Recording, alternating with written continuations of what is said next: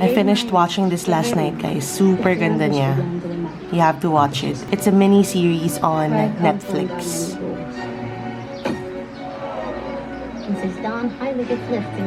I posted the link on my Twitter, and if ever you want to watch it, it's available on Netflix.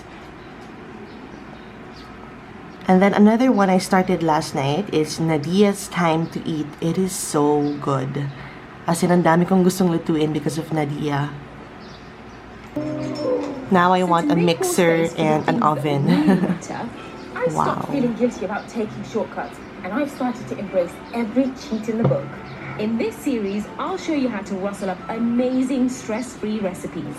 That makes me smile. Using my cheeky time-smart hacks. That's like cheating heaven. So you can free up time to do the things you love with the people you love.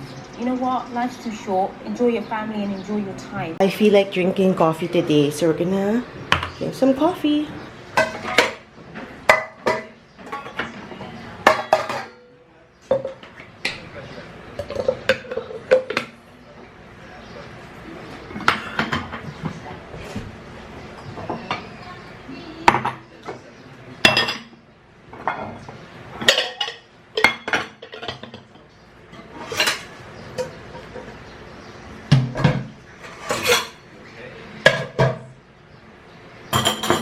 Also defrosting the chicken gizzard and then beef for kainu. We're going to make iced coffee kasi sobrang init, girl. Hindi ko kaya magmainit na inumin.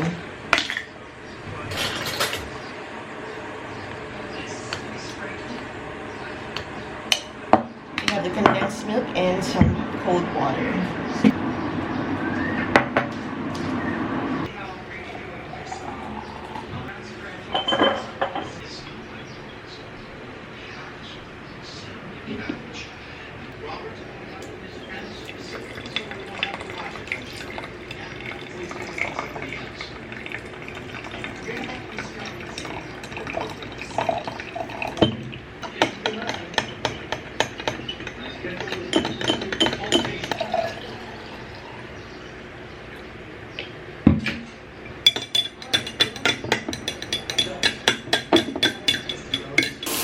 For my first meal, I'm just gonna eat some of the corn that I cooked the other day. Iniinit ko lang sila in butter. The corn is done. And I have salt. Oh my god, ang sarap ng banana bread na ginawa ni Liz. It's so yummy. It has a crunchy outer layer. Oh my god, ang sarap. And then I have my iced coffee. Oh my god, my sister made taco sausage. Same sa the half of it. Ah, sarap. Oh my god, ang sarap. Whenever I make butter, my husband always says, "You're whipped cream." Also, seeing this really makes me want to get my own mixer. She's making her own butter. It's actually butter. The first time I saw this, na kung gaano kabilis pala gumawa ng butter, is on the English Heritage YouTube channel. I need a mixer. Oh my gosh. So my friends, Liz and Phoebe, so they both got new mixers. Oh my god, look at this. Super love ko yung color na to. It's so pretty. So Phoebe got the, ano ba yan, teal? Si Liz din bumili. I'm not sure if she posted, pero sa kanya it's blue. Hold on, baka nasa stories niya. Where is it? Yeah, she made butter. Kaya sabi ko, oh my god, gusto ko talaga bumili. Yan o. Ayan o, she made butter. Ah, gusto ko i-try. So na ba yung mixer ni Liz? She got a royal blue color. Dito yun eh. Ayan o, this one. There. The brand is KitchenAid. So pretty, oh my gosh.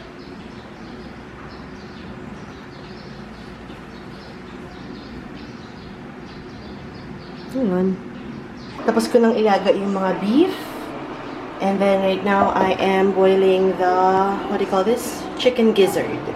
I am just working on some work stuff na ngayon ko lang ginagawa. And Kaimo's sleeping.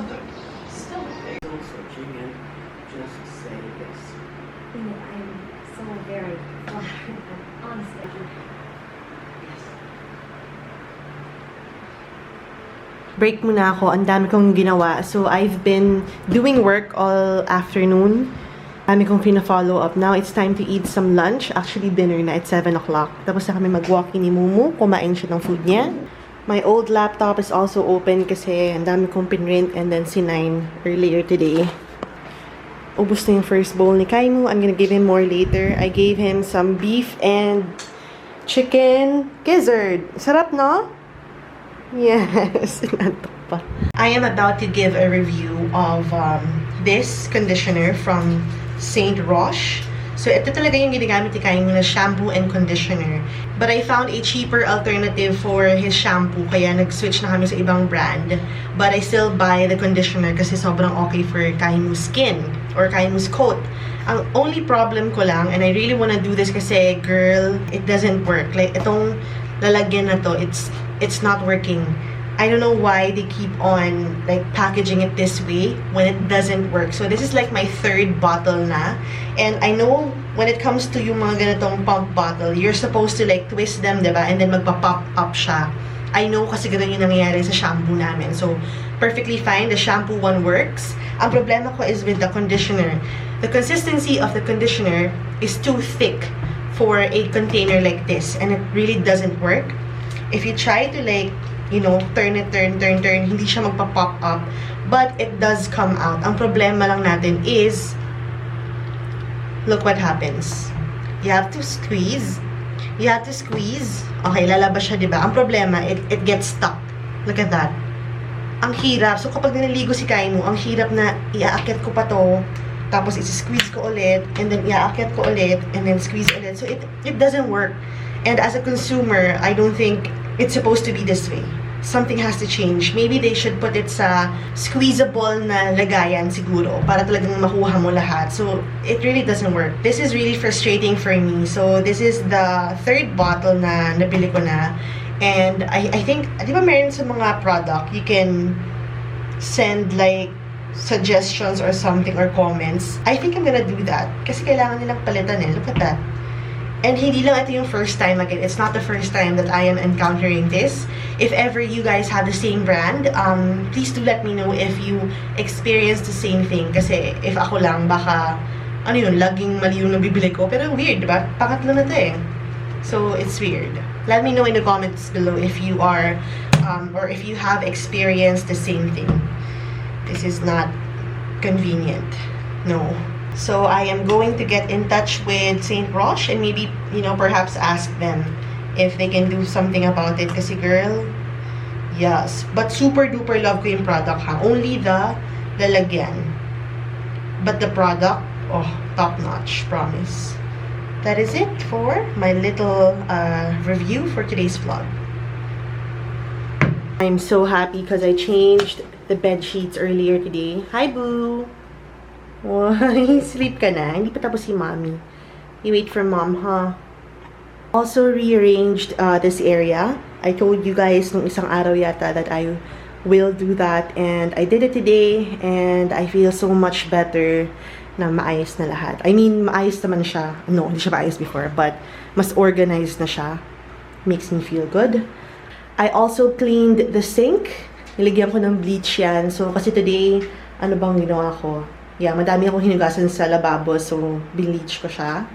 Done with the dishes. Ang dami. I know guys, wala akong drying rack. It's fine. After the ECQ is lifted, I'll find something that will work for this area. Ito naman yung banana bread na pinapapak ko pag nagugutom ako. Sa baba is the beef for Kainu. I decided not to take apart kasi gusto ko kay Kainu na lang yung beef. And then we have chicken gizzard, also for Kainu. Sa fridge naman, I still have 1 serving of the tinola, 1 serving of the chicken adobo. We have some more corn over here. So far, I've been doing really well finishing lahat ng leftovers and not really cooking anything unless maubos lahat. So I'm very proud of myself. Ha, boo-boo? Are you proud of mom? Yeah. Baba, what are you doing? Excuse me. Excuse me. Jesus. This is the conditioner, guys. How ba? Show them a picture of you now in the sunlight. Showing the effect of the conditioner. Pwede usog, huh? Yes. So cute.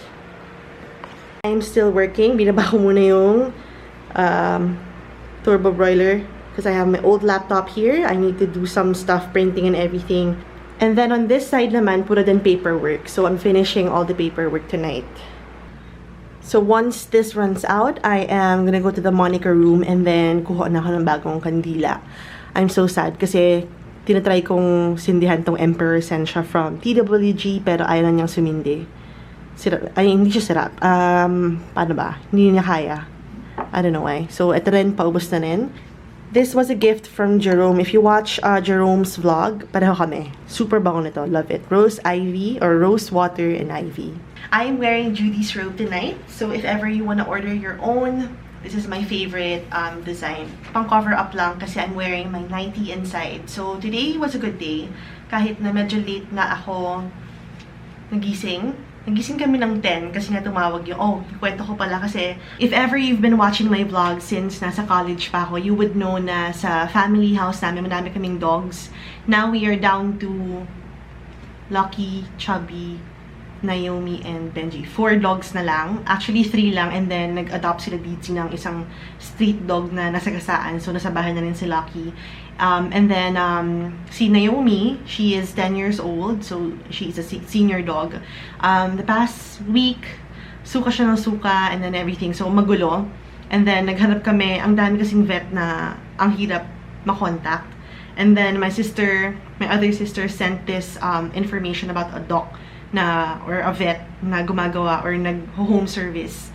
So, I gave him a text Sunday night, and then Monday morning, I received a call, and he was asking for directions and everything. So, I'm just so relieved na napuntahan si Naomi sa bahay.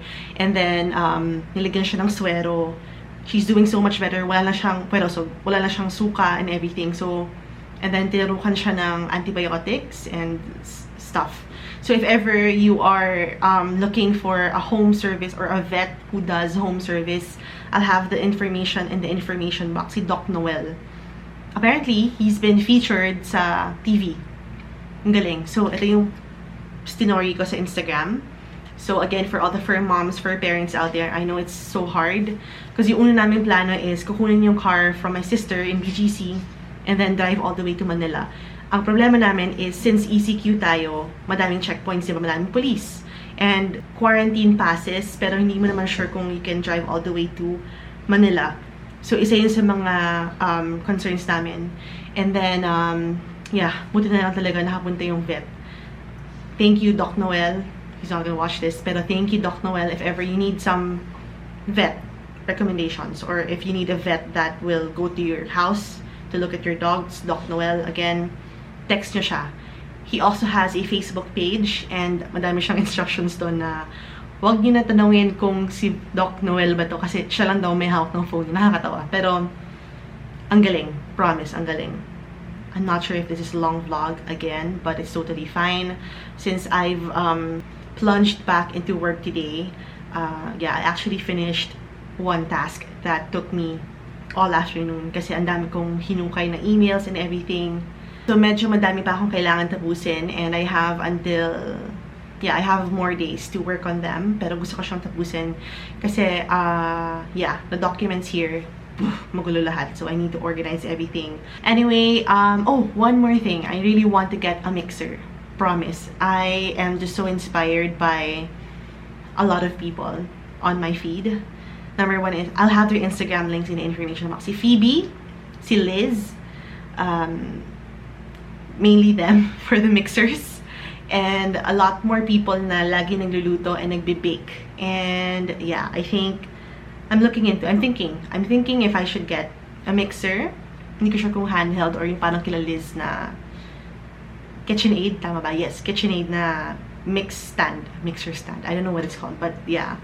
And then watch NADIYA'S Time to Eat on Netflix. Really love it. And then I also want to get an oven. I swear. I know na pwede ako mag-bake sa turbo broiler. I'll think about it. We'll see. Baka na-amaze lang ako ngayon. So, yeah. Sobrang sarap ng banana cake ni Liz. Banana bread loaf ni Liz. So, Liz and Phoebe, lahat kami magkakapit bahay. We all live in the same village. And, yeah. Thank you, Liz. Super sarap nung cake na binigay niya kahapon sa vlog kahapon, and then the banana bread this morning kung kinain. Oh my god, promise, it's so good. Fun fact, my dad was a panadero before we had a bakery na nasa bahay din. Ang galing, ginawa nila yung oven sa bahay din. And yeah, naalala ko before, tinuruan ako ni Papa paano mag-form ng putok. Di ba may bread na putok? So good. And then tinuruan ako ni Papa mag-ganon. Ang tawag doon? Hindi magmasa, hindi. Ganun. Love it. I remember that. On my mother's side, they own Master Hopya. So, it's sobrang tagal na. Super tagal na business ng Hopya in Quiapo. If you are familiar, I'm sure you're familiar. Or maybe if you have a mom or dad. Yeah. Master Hopya belongs to my mom's side. And I have two cousins na bakers. Si Ate Jenjen and si Ate Mini. So just maybe I should give baking a try. Ang problema sa akin, wala akong pasensya masyado talaga. Yung nag-bake nga kami sa, diba, sa SM Aura. Wala akong pasensya. But maybe, we'll see. Go edit now para ma-upload ko na. Kasi girl, kapag mag-upload ako ng 12 midnight, 3 AM na siya natapos kasi bumabagal sobra yung internet and then, I don't know. Anyway, that's it. Thank you guys so much for watching today's video. I'll see you again tomorrow. Lockdown day 51 today. Bye! Siyempre, tulog na yung baby ko. Good night, baby. Ang tam-tam naman. Ang tam-tam. Ay, tam-tam. Anong laman yan? Parang may laman na barko. Ano iyan? Ano yan? Love you, boo.